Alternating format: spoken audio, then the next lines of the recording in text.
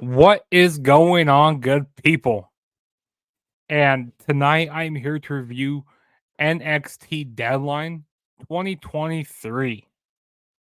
But before I do that, I'm going to roll my intro. So sit back, relax, go get you something to drink, get you something to eat while we review NXT Deadline 2023. So I'll see you guys in a few moments.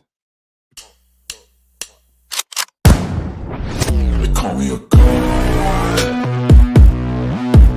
They call me a god. They call me a god. They call me a god. Let's go. I'm about to go off like a weapon. Fuel to the top, got it filled up.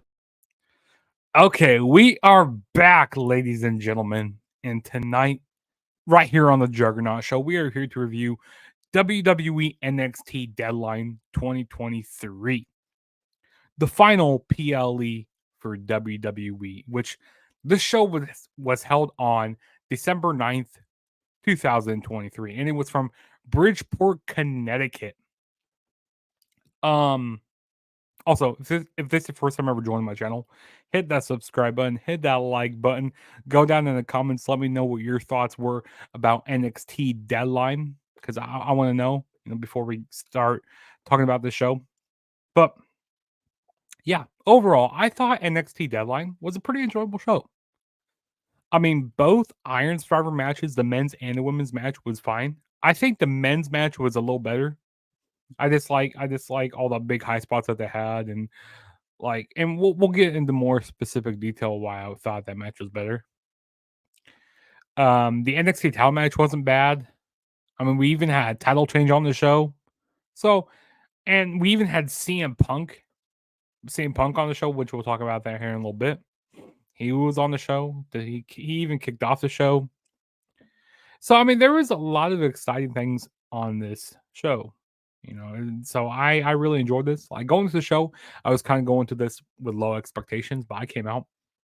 It was pretty good. It was a pretty good show, nonetheless. So let's go waste some time. Let's get started with this review. So the first match that kicked off the show, which was on the kickoff, we had Axiom going up against Nathan Frazier, which this match was supposed to happen on last week's episode of NXT.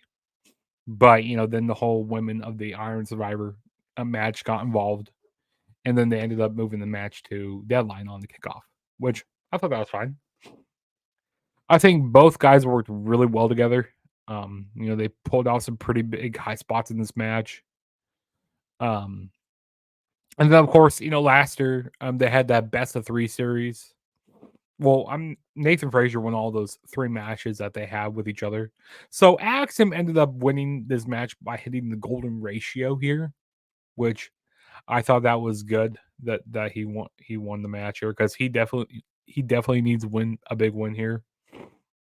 And who knows, maybe he becomes number 1 contender for a championship. I don't know. Because I think Axiom or even Nathan Frazier, they deserve, like a mid-card title here in NXT. But yeah, I thought the match was fine. Both guys have really good chemistry. This was basically a gentleman's fight here. Yeah, I mean, it was a good opener nonetheless. So, I mean, there's not really much else to say about this match other than that it was just a fine little kickoff match. But yeah, Axiom ended up picking the victory here. So yeah. All right, and then on the actual show, so I don't have a graphic of it, but we had CM Punk, which he was on the NXT Deadline. Well, Shawn Michaels kicked off the show, basically introducing, basically telling, welcome to, NXT Deadline. And CM Punk comes out, and he comes out wearing his like pink hoodie, his Bret Hart hoodie. And then Shawn Michaels goes like, when CM Punk gets in the ring, goes like, "Hey, you're wearing the wrong hoodie there." So I thought that was pretty cool.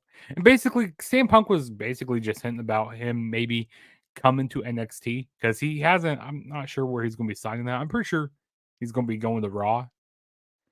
But I mean, and he also was on last week's SmackDown as well. But basically, he was just teasing like, hey, maybe I should come to NXT, and and then the whole crowd was chanting CM Punk, CM Punk, CM Punk. So I don't know. I mean, I doubt he's going to go to NXT, but I mean, it was cool seeing him there. And Shawn Michaels and Punk, they took a picture backstage. I mean, not backstage. They took a picture in the ring because um, people were taking pictures with CM Punk that watched him as a kid, that watched CM Punk as a kid, like Core J and like Roxanne Perez and people like that. So I thought that was pretty cool. And then CM Punk goes like, "Hey, I need to take a picture of my childhood hero," and took a picture with Shawn Michaels. So I thought that was pretty funny. But yeah, I mean, yeah, we just had CM Punk and Shawn Michaels and nice little segment together to start the show. Okay, and now we're gonna move on to the actual first match on the card, which was the North American Championship match. We had Dominic Mysterio, Dirty Dom, defending the title against Dragon Lee. Which in this match we got a new North American champion. We didn't have Mommy by ringside. That's the reason why Dom lost, because Mommy wasn't there at ringside. Um, no, no, this was a fun match. Really enjoyed it. Rey Mysterio was on commentary. He was there supporting. He was there supporting Dragon Lee in this match here, which I thought was good. It was a fun match. Dom, he tried using, a lot of, imitating a lot of moves, from like Eddie Guerrero, doing the 3 suplexes, and he even tried hitting his dad 619, but that didn't end up working. Dom was just trying to do a lot of cheating in the match, this normal Dom stuff. They also chanted "Dom, you suck, Dom, you suck" in the match. But yeah, Dragon Lee ended up winning by hitting this running knee, or this. Yeah, he ended up hitting the running knee to become new North American champion, which I think that was the right move, because Dom is just way past the North American championship right now. He can go on to do bigger and better things right now. And Dragon Lee is definitely an up and comer, which he was supposed to. I thought he was going to be winning the title like a few months back, like back around October.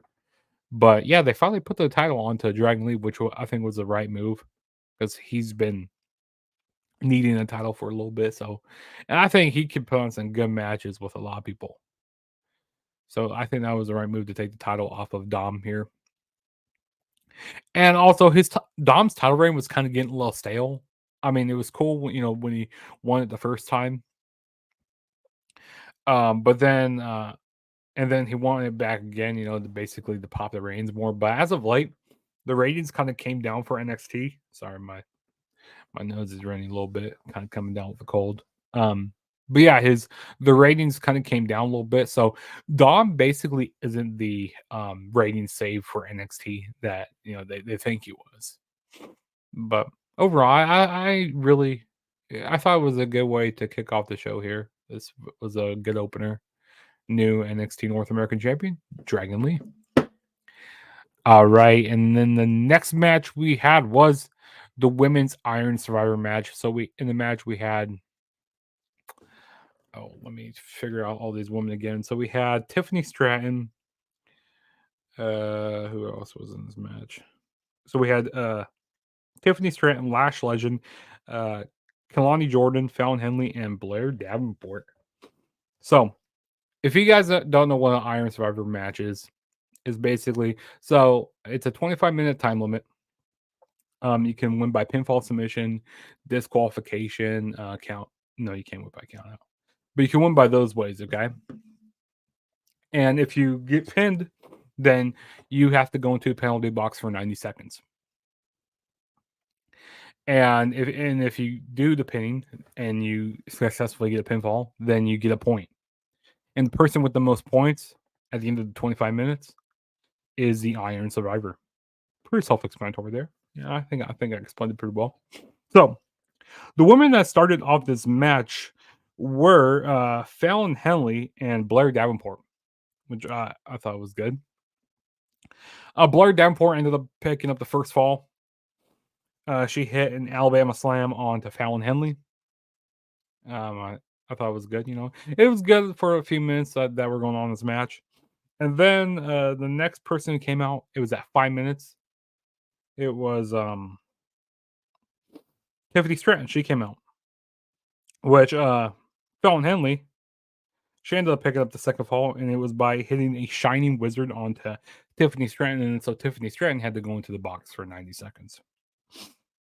And then next we had Kalani Jordan. Kalani Jordan, she was kind of I didn't really notice her much in this match, to be honest. I mean, she was doing okay. I mean, she had some nice, a few nice high spots in this match, but other than that, she didn't do a whole lot. Let's see here. Lash Legend, and she was the final person to come out. Lash Legend ended up doing a double pin. So she pinned Tiffany Stratton. Well, she did a chokeslam to Tiffany Stratton, and then she did a power bomb on Fallon Henley. So she pinned both of them to put both women inside the box. So she had 2 points there. So I thought that was pretty cool. And then Blair Davenport, she ended up doing a diving double foot stomp to Kalani Jordan. Excuse me. So then now that was Blair Davenport's second fall. And then Tiffany Stratton did the prettiest moonsault onto Lash Legend. Also, Lash Legend, Lash Legend, she was looking good out there. I really like that. Also, really enjoyed when Metaphor came out. They kind of blocked the penalty box because it was Tiffany Stratton and Fallon Henley. They were inside. So Tiffany Stratton and Fallon Henley ended up having to climb out of the penalty box. And I believe it was, I can't remember, someone got knocked, someone got put through the announce table. I think it might have been Fallon Henley who went through that. And then Tiffany Stratton, she ended up jumping on everybody in the match, diving on everybody outside of the penalty box. So that was a pretty nice spot. But Blair Davenport, she got the final fall here. So she had 3 falls in this match. She hit a knee strike onto Fallon Henley to put her back in the box. And basically it came down to the final the final minute of this match. Blair Davenport basically was trying to keep away from Lash Legend, because Lash Legend, she had 2 falls. So she was only down 1 fall to Blair Davenport. Yeah, I mean, I thought this was definitely a fun match. I thought there were going to be a little bit more high spots in this match. I mean, it wasn't bad though. Not a bad match. But yeah, Blair Davenport is going to be the #1 contender for the NXT Women's Championship at NXT New Year's Eve, the first NXT of this year, of 2024. Excuse me. But yeah, it was definitely fun. And after the match, Lyra Valkyria came out with her title, and she was holding it up. But then we had the return of Cora Jade. She took out Lyra Valkyria. And Cora Jade, she was looking as good as ever here. She was looking good. She was looking really good here. She held up the NXT Women's Championship. Basically said, hey, she's back, and she's back for that title. And I'm excited to see what happens this Tuesday on NXT. Because she says, hey, you guys are going to have to wait and see what I do. But yeah, definitely fun match. Okay, then the next match we had was Lexis King going up against Carmelo Hayes. And it's kind of a grudge match here, basically.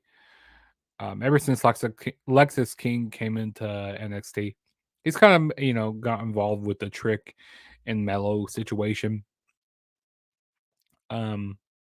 Yeah, I mean, throughout the match, Lexis King, he was really working on the back of Carmelo Hayes throughout the whole match, this dissecting that back of him. And then Carmelo Hayes was really working on the elbow and basically the arm of of Lexis King. I'm surprised that Carmelo Hayes got the win here. But yeah, he ended up hitting his leg dropped and picking up the victory. And then after the match, as Carmelo Hayes was leaving, Alexis King got on the microphone. Hey, he said, "Hey, basically to make it easy on you, I wasn't the person who attacked Trick Williams." And he goes like, "Thanks for the PLE spot. Thanks for basically putting me on the map here on an NXT premium leather that." But yeah, I thought this was a fun match. Nothing too crazy, But they both work pretty well together, and I like this character of Lexis King, of Brian Pillman Jr. I thought it was fun. But yeah, Carmelo Hayes won the match here. And then the next match we had was the men's Iron Survivor match, which I thought this match was a lot better. I kind of going into this one, I go like, okay, we have a lot of big men in here, like with Dijak and oh, what's his face? What's his name? We had Dijak in here, and then we had Josh Briggs. Those were two people that started off this match. Which we had two big hosses in here, which was just pretty cool. They were the first two who started here. It was basically wearing each other out at the beginning of this match here.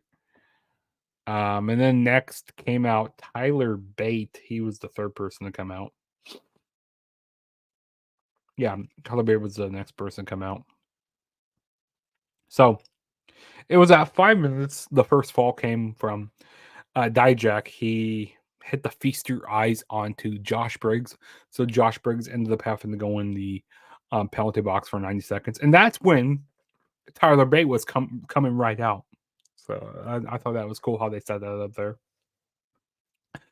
And then Josh Briggs, he ended up kind of getting some revenge onto Dijak by hitting a lariat onto Dijak. So then they put him in the box for 90 seconds. So Dijak and Josh Briggs, they both had 1 point apiece. And then Tyler Bate, he just went off there for a little bit. It was like 9 minutes. Tyler Bate did a pin onto Dijak. He had a schoolboy onto Dijak, and then did a Tyler Driver 97 to Trick Williams. Yeah, Trick Williams was the next one to come out. Which people are so behind Trick Williams here. They were saying, "Whoop that trick, whoop that." They were saying, "Whoop that trick" quite a bit. So yeah, so that put both Dijak and Trick Williams in the box, in the penalty box. And then we had badass Brown Breaker come out. He hit a spear right out of the game on the Josh Briggs, put him in the penalty box. Then hit one after that on the Tyler Bate, put him in the box, and then another spear onto Dijak, and that put all three of them in the box for the same amount of time for 90 seconds. So three spears in the matter of like a few seconds. So yeah, Braun Breaker, he had 3 points at that point. And then Dijak, I tell you what, Trick Williams. I have about to say Trick Mel. Trick Williams, he really had to play comeback a lot in this match.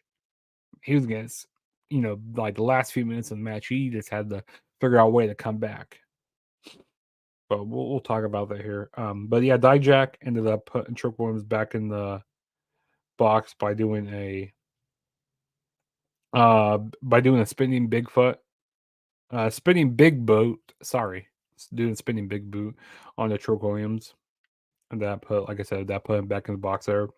And Tyler Bate ended up doing. Oh, this was a really nice spot in the match where Tyler Bate, it was Braun Breaker. He was on the top rope, did a Frankensteiner, and into a Tyler Driver 97 onto Dijak. So Tyler Bate ended up picking up another fall. So he had 3 pins now. There was a lot of guys who had 3 pins in this match, which, yeah, there were a lot more pins in this match than there was in the women's match, which a lot more action, a lot more pinning in this match, which I thought was really cool. And then Dijak and Josh Briggs, they ended up kind of making like a truce together. So they ended up like doing like a double diving moonsault onto Trick Williams and Braun Breaker. So they both ended up putting both of them in the box for 90 seconds. And even there was one point in the match where there was like three guys in the box. It was Dijak, Josh Briggs, and like Tyler Bate. You know, they were all three just fighting inside the penalty box. I thought that was cool. But like in the span of like the last few moments of this match, like around 23 minutes, Trick Williams he ended up doing a schoolboy onto Josh Briggs and Dijak, so he got two falls back to back. You know, because Trick Williams he had to play comeback a lot in this match. Um, let's see here. Ryan says, doing the match, I was thinking, what if Trick do a comeback, and they did, and they did it, and they did, and I didn't think they would do it. Plus, I don't think Trick will win. I mean, it could have, it could have went either way. Yeah, I do agree with that. It could have went either way. But yeah, Trick. He ended up doing two schoolboys onto Josh Briggs and Dijak, so he had two falls there. And then doing a jackknife cover onto Tyler Bate. So now he had three falls. So now he was tied up with Dijak and Josh Briggs and Tyler Bate there. Oh yeah, and Braun Breaker. And then he hit this big like running knee onto Braun Breaker to pick up the last fall like at the last few seconds of this match. So the winner of the men's Iron Survivor match was Trick Williams, which hey, that was good. You know, that's who I predicted to win this match. And I predicted it correctly with four falls. So he had four falls in this match. He also hit a pretty nice crossbody onto all the guys outside of this ring of the ring. So I thought that was a pretty cool spot. But yeah, this was definitely a fun match. You know, like Josh Briggs, he moved pretty good for a big man. You know, this was really a show cut, like basically a showcase match for him. Basically to show what he could do. Dijak, you know, we already knew what he could do for a big man. Brawl Breaker, we saw what stuff he could do. But yeah, this was a fun match. Like if you haven't watched this match yet, definitely go check it out. Go check it out when you have free time. But yeah, Trick Williams is a new number one contender for the NXT Championship at NXT New Year's Evil, the first NXT of 2024. So now we're going to move on to the next match, which we had was a steel cage match between Roxanne Perez and Kiana James. Yeah, this match here, and like even the crowd, like they did not care about this match as much. Yeah, this really wasn't behind this match. Kiana James ended up picking up the victory here. By help of what's her face? I'm trying to figure out her name now. Let me figure out what is this girl's name who helped her out. Hold up here. Someone wants to go down in the chat below. Let me know who helped her win. Let me see. Man, my nose is just running right now. Sorry, I'm not completely prepared right here. It was who was the girl who helped her? Oh, I know who it was. Her name is blank. Oh, Izzy Dame. Izzy Dame was the person who helped her win. So Izzy Dame came out and basically slammed the door in Roxanne Perez's face. And then it was Kiana James. She hit the steel chair in the face of Roxanne Perez. And I thought they were going to do like a big spot off the top of the cage. You know, there was one point where they were both fighting on top of the cage. But nothing really came big. There was like no big spots in this match. And it's basically a cool down match to get ready for the main event. I also thought that Kiana James would bring her bag into play. You know, maybe she might have some, I don't know, bricks in there or something. I thought there was going to be something. Also, there were multiple times where Roxanne Perez, she tried going for the pop rocks. She hit it once, but that got a 2 count out of the match here. But yeah, Keanu James surprisingly won this match, which I did not see that coming at all. Like there were some matches here that came out of left field, like um Dragon Lee. I kind of expected that one there, but like there were a few matches here that kind of came out go like, whoa, I was not expecting that. Like Blair Davenport, I was expecting her to win earlier, but yeah. But yeah, Keanu James ended up winning here, so hopefully this feud is over. Hopefully they don't do any more because yeah, it was this really cold reaction here. I didn't care about it that much. And then next we had the main event for the NXT Championship. We had Ilya Dragunov defend the title against Baron Corbin. I gotta say this match was a lot better than the match that Baron Corbin had with Gabe Stevenson. Like this match was so much better than that. It always seems like Ilya Dragunov, he's willing to die in that ring, to retain that title. He's willing to die, before he have to get carried out of the ring. He's going to die in there before he loses a match. That's what's going to happen. Like Ilya Dragunov, he just kept having this fight throughout the match. Baron Corbin, he did typical heel stuff in this match. Wasn't too bad. Ilya Dragunov, he was hitting a lot of H bombs. This like hitting those like big forearms. Repeatedly kept hitting them. There were some pretty nice suplexes that he was hitting onto Baron Corbin on the outside of the ring. I thought that was nice. Even Baron Corbin was like working on the back and like kind of manipulating like some body parts of Ilya Dragunov. But yeah, I mean, Ilya Dragunov, he ended up hitting his torpedo to retain the NXT Championship, which came from like basically no surprise that Ilya Dragunov was going to retain. Because I mean, yeah, he was not going to be losing to Baron Corbin. But yeah, this was like a brutal match, and I mean, he's just repeatedly pounding down Baron Corbin. I thought the ref was going to have to call it off. There are some pretty nice top rope moves that they were doing. So I mean, it was definitely a fine match. Like I said, it was a lot better. This is your better Baron Corbin match here. But yeah, still NXT champion is Ilya Dragunov, and then after the match, we had Trick Williams come out to the top of the stage. Also, Carmelo Hayes was behind them, which I still believe that. Hey, I think it was Carmelo Hayes who did the attack onto Trick Williams, and I think he's going to be the one who costs it. Carmelo Hayes is going to be the one who costs Trick Williams the NXT championship. That's what's going to happen here. But yeah, definitely, this was a fun premium live event. Really enjoyed it. The final premium live event of the year, might I say. But yeah, hopefully you guys all enjoy my review. Definitely hit that subscribe button if you haven't already. I'm on the road to 1K subscribers. We are at like 703 right now. So definitely, hit that subscribe button, hit that like button. Also, turn on the post notification bell to be notified every time I make a new video. And also go follow me on all my social media platforms. Go follow me on X and Instagram at the True JSB. Once again, it's at the True JSB. Got a lot of things to look forward to on my channel. So definitely, have those notifications on.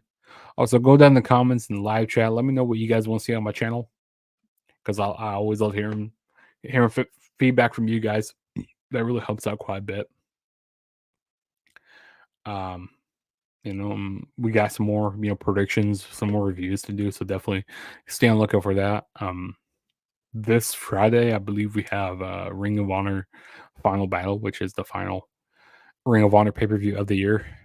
And eventually we have was it AEW's World's End, which is coming up on December 30th. So that'll be the final AEW show. Hey, we're winding the year down, guys. We're really winding it down.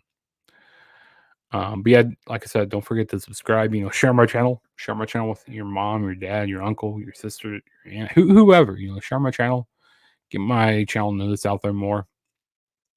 If you got people who really enjoy wrestling as much as I do, yeah, really get them to subscribe. But yeah, hopefully you guys all enjoyed my review. Pretty long review here, but hey, yep, that was my NXT Deadline 2023 review. And this is your boy Juggernaut saying peace out. And I will catch you guys in my next video. So peace. Too sweet, guys.